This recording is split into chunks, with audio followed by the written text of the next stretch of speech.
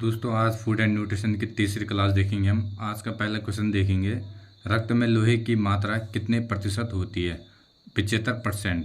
ठीक है। Vitamin C का रासायनिक सूत्र क्या है? C6H8O6।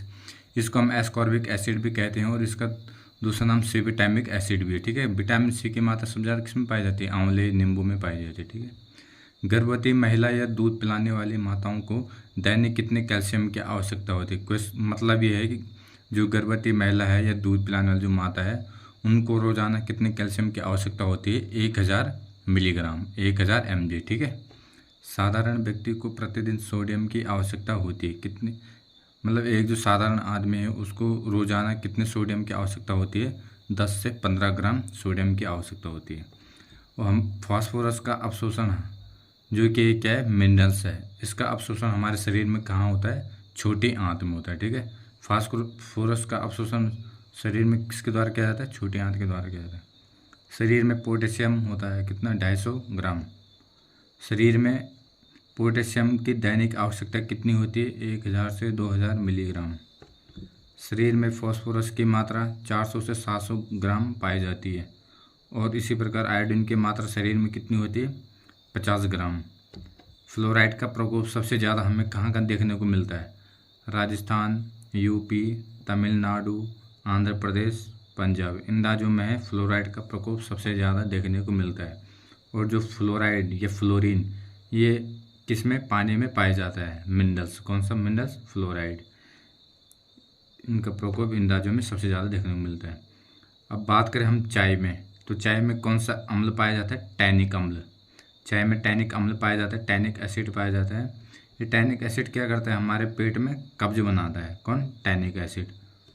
ठीक है। 1 ग्राम अल्कोहल में 7 ताप इकाइयाँ होती है। तो क्वेश्चन पूछा जा सकता है कि 1 ग्राम अल्कोहल में कितनी ताप इकाइयाँ होती है? 7 ताप इकाइयाँ होती है। इस प्रकार के जो भी क्वेश्चन आएंगे जिनमें ताप इकाइयाँ पूछी जाएंगी वो हमारे लिए क्या है? बहुत ही ज़्यादा महत्वपूर्ण रहेंगे। ठीक है। अमृत समान माना गया है गुड़ को। गुड़ को किसके समान माना गया है? अमृत के समान माना गया है। ठीक है। इसमें गुड़ में इसमें क्या है? अमृत समान माना गया है गुड़ को। 100 ग्राम अनाज में कितने ताप इकाइयाँ होती है? 350 ग्राम ताप इकाइयाँ। किसमें? 100 ग्राम अनाज में 350 ग्राम ताप इकाइयाँ होती है। ठीक है। आज को नेक्स्ट देखते हैं। हमारे पास आवश्यक फैटी अम्ल। देखो जो फैटी अम्ल हैं, फैटी एसिड हैं, वो कौन कौन से हमारे पास महत्वपूर्ण है? एक तो आपने सुना होगा ओमेगा-3, ओमेगा-6 एंड ओमेगा-9। ये हमारे पास क्या है? आवश्यक फैटी एसिड हैं 3 प्रकार के, ओमेगा-3, ओमेगा-6 एंड ओमेगा-9। और जो ओमेगा-3 ओमेगा-6 है ये हमारे शरीर के लिए बहुत ही ज़्यादा महत्वपूर्ण है। मतलब हमारे शरीर के लिए बहुत ही आवश्यक है। कौन से? Omega-3 and ओमेगा-6। ओमेगा-3 और ओमेगा-6 में जैसे हमारे क्या हैं? फिश आ गए, चने, बादाम, अखरोट, इस प्रकार के जो भी फ्रूट, ड्राई फ्रूट जो भी हो, किसमें? ओमेगा-3 और ओमेगा-6 में आते, 6 में आते। और जो ओमेगा-9 है वो इसेंशियल नहीं है, मतलब ज़्यादा आवश्यक नहीं है। ठीक है। कौन सा एसिड? ओमेगा-9 एसिड। ठीक है। ये अनसैचुरेटेड फैटी एसिड के 2 टाइप हैं। कौन? Omega three, 6 and omega nine. ठीक है। जो कि ओमेगा-3 और 6 के हमारे लिए क्या है? बहुत ज़रूरी है और ओमेगा-9 उतना ज़रूरी नहीं है। ठीक है। मतलब इसेंशियल नहीं है। अब देखते हैं आवश्यक फैटी अम्ल, जो लिनोइक अम्ल और आर्किडोनिक अम्ल। लिनोइक एसिड और आर्किडोनिक एसिड ये किसके अंदर आते हैं? ओमेगा-3 एंड ओमेगा-6 फैटी एसिड के अंदर आते हैं। ठीक है। नेक्स्ट देखते हैं, यदि कोई पदार्थ 20% ताप पर पिघल जाता है तो वह तेलीय पदार्थ किस प्रकार तेलीय पदार्थ है? यदि न पिघले तो वह सब, मतलब ये यदि कोई पदार्थ सब्सटेंस 20% ताप पर क्या होता है? पिघल जाता है तो वह कैसा पदार्थ होगा? तेलीय पदार्थ होगा। ठीक है। यदि वह नहीं 20% ताप पर नहीं पिघलता है तो वह क्या होगा? वसा पदार्थ होगा। ठीक है। फैटी होगा।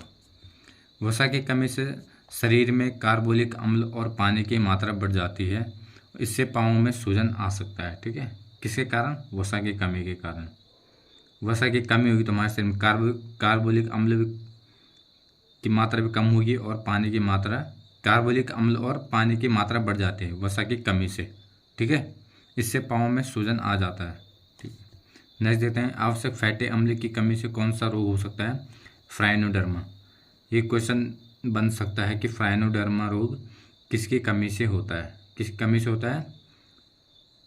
आवश्यक फैटी अम्ल। अब मैंने कहा इसेंशियल फैटी एसिड कौन कौन से होते हैं? ओमेगा 3 और ओमेगा 6। इसकी यदि हमारे बॉडी में कमी हो जाए तो इससे फ्राइनोडर्मा बीमारी हो सकती है। ठीक है। हमारे शरीर में भिन्न भिन्न किस्म के कितने पदार्थ होते हैं? हमारे बॉडी में लगभग 24 प्रकार के भिन्न भिन्न पदार्थ हों, जिनमें मुख्यतः कौन कौन से हैं? Calcium, phosphorus, sodium, potassium and magnesium. ठीक है। कैल्शियम की कमी से कौन कौन से रोग हो सकते हैं? देखो, कैल्शियम की कमी से हमारे शरीर में ओस्टियोमैलेशिया हो सकता है। ओस्टियोमैलेशिया मतलब हड्डियों को रोग है, जैसे हड्डियां कमज़ोर हो सकती हैं। ठीक है। जोड़ों में दर्द हो सकता है हड्डियों के। उसी प्रकार से ओस्टियोपोरोसिस भी है, ये भी हड्डियों के रोग है। वो कैल्सिफिकेशन, इससे क्या है? कैल्सिफिकेशन मतलब शरीर में कैल्शियम की कमी हो जाती है। ठीक है। शरीर क्या है? कमज़ोर होने लग जाता है। नेक्स्ट देखते हैं, फास्फोरस का अवशोषण हमने पहले देख चुके हैं, छोटी आंत में होता है। ठीक है।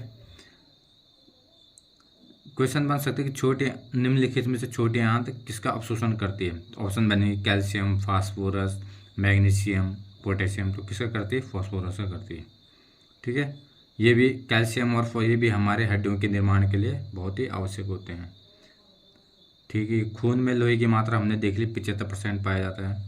और आयरन की कमी से कौन सा रोग हो सकता है हमारे शरीर में? एनीमिया। एनीमिया मतलब रक्ताल्पता। रक्ताल्पता मतलब कि रक्त की कमी हो सकती है, किसी कमी से? आयरन की कमी से। ठीक है। नेक्स्ट देते हैं, आयोडीन के बारे में थोड़ा जान लेते हैं। आयोडीन क्या, यह थायराइड ग्लैंड के लिए आवश्यक है और शरीर में इसकी मात्रा 50 मिलीग्राम होती है। ठीक है। और यह शरीर में कोलेस्ट्रॉल के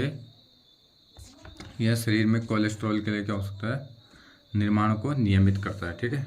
कौन? आयोडीन क्या करता है? जो हमारे शरीर में जो कोलेस्ट्रॉल बनता है उसके निर्माण को कंट्रोल करता है या उसके निर्माण को नियमित करता है, रेगुलेट करता है। कौन? ठीक है। आयोडीन। इसकी कम आयोडीन करता है। ठीक है। नेक्स्ट देखते हैं, इसकी कमी से घेंगा या गोइटर रोग हो जाती है। आपको मालूम पता हो, जनरल से क्वेश्चन है। फ्लोरीन हमने देख लिया, तो जो क्या फ्लोरीन के हड्डियों और दांतों के लिए बहुत ही आवश्यक है। इसकी 96% मात्रा हड्डियों और दांतों में होती है। किसकी? फ्लोरीन की। तो पानी इसकी प्राप्ति का मुख्य साधन बता दें। इसका मेन सोर्स क्या है? पानी है। ठीक है। मछली और इसके अलावा इसके सोर्स क्या क्या हो सकते हैं? मछली, पनीर, चाय में अधिक फ्लोरीन पाई जाती है। ठीक है। ये हम देख लें। चाय में कौन सा एसिड पाई जाती है? हमने देख लिया टैनिक एसिड। क्या इससे क्या बनाता है? कब्ज बनाता है शरीर में। 1 ग्राम अल्कोहल में 7 ताप इकाई होती है, ये भी हम देख चुके हैं। विटामिन के का मुख्य काम क्या क्या है? खून का बहाव रोकना और ग्लूकोज को कोशिकाओं तक पहुँचाना, ये मुख्य काम है किसका? विटामिन के का। ठीक है। विटामिन के का रासायनिक नाम क्या है? फिलोक्विनोन कहते हैं इसे। ठीक है। खून का बहाव रोकना मतलब रक्त का थक्का बनने में सहायक होता है। कौन सा विटामिन? विटामिन के। विटामिन सी के क्या क्या नाम देख चुके हम? एस्कॉर्बिक एसिड से कहा जाता है, इसे एंटी स्कॉर्बिटिक एसिड भी कहा जाता है और सिविटैमिक एसिड भी कहा जाता है। ठीक है। वो खनिज पदार्थ के जो काम है, वो क्या क्या काम हो सकते हैं खनिज पदार्थ के हमारे बॉडी में? देख, तो एक तो क्या करता है? हमारे बॉडी बिल्डिंग का काम करता है। कौन? मतलब हमारी बॉडी बनाने में काम करता है। कौन? खनिज पदार्थ। दूसरे क्या करता है? रेगुलेटरी फंक्शन का काम करता है। कौन? खनिज पदार्थ, मिनरल्स। ठीक है। और जो हमारे मिनरल्स है, ये जो मिनरल्स है, मिनरल्स की प्राप्ति हमें मेनली जो नेचुरल रिसोर्स है हमारे पास उनसे प्राप्त होते हैं। ठीक है। विटामिन सी का रासायनिक सूत्र हम देख चुके हैं, C6H8O6। ठीक है। टाइप्स ऑफ विटामिन, अब हम देखते हैं टाइप्स ऑफ विटामिन। विटामिन के लगभग 8 प्रकार हमारे पास हैं। ठीक है। 8 टाइप्स के विटामिन हम देखते हैं। इनमें पहला है विटामिन B1, जिसका रासायनिक नाम क्या है? थायमिन।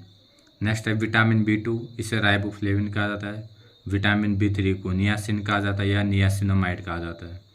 विटामिन B5, इससे पेंटाथेनिक एसिड भी कहा जाता है। ठीक है। किसे? वो विटामिन B5 को पेंटाथेनिक एसिड भी कहा जाता है। नेक्स्ट देखते हैं विटामिन B6, जिसका रासायनिक नाम क्या है? पैरोडॉक्सिन है। विटामिन B7, जिसे क्या कहा जाता है? बायोटीन कहा जाता है। विटामिन B9, जिसे फोलेट या फोलिक एसिड कहा जाता है। ठीक है। जो फोलिक एसिड कहा जाता है। वो विटामिन B12 है, इसे साइनोकोबालमिन भी कहा जाता है। किसे? विटामिन B12 को। अब हम एक देखते हैं, हम विटामिन के बारे में पढ़े तो ये भी पेपर के पॉइंट ऑफ व्यू से ये भी बहुत इंपॉर्टेंट कि विटामिन की खोज किसने की थी। विटामिन की जो खोज है काश्मीर फंक नामक व्यक्ति ने 1912 में की थी। किसने की थी? काश्मीर फंक ने 1912 में की थी। ठीक है, धन्यवाद दोस्तों। देखो, यदि आप सैनिट इंस्पेक्टर की तैयारी कर रहे हैं यूकेपीएससी सैनिट इंस्पेक्टर की, तो आप मेरे साथ इसी प्रकार बने रहें। मैं आपको जो भी बता रहा हूँ ये बहुत ही इम्पोर्टेंट रहेंगे आने वाले सैनिट इंस्पेक्टर के एग्ज़ाम के लिए। मैं आपके लिए बिल्कुल चुन चुन के क्वेश्चन लेके आ रहा हूँ। ठीक है दोस्तों, अब हम नेक्स्ट देखेंगे। इसके बाद नेक्स्ट चैप्टर हम पढ़ेंगे, बैलेंस डाइट के बारे में जानेंगे। उसके भी मैं आपके लिए बहुत ही इंपॉर्टेंट क्वेश्चन लेकर आऊँगा जो कि 100% आपको एग्ज़ाम में देखने को मिलेंगे। ठीक है, धन्यवाद दोस्तों।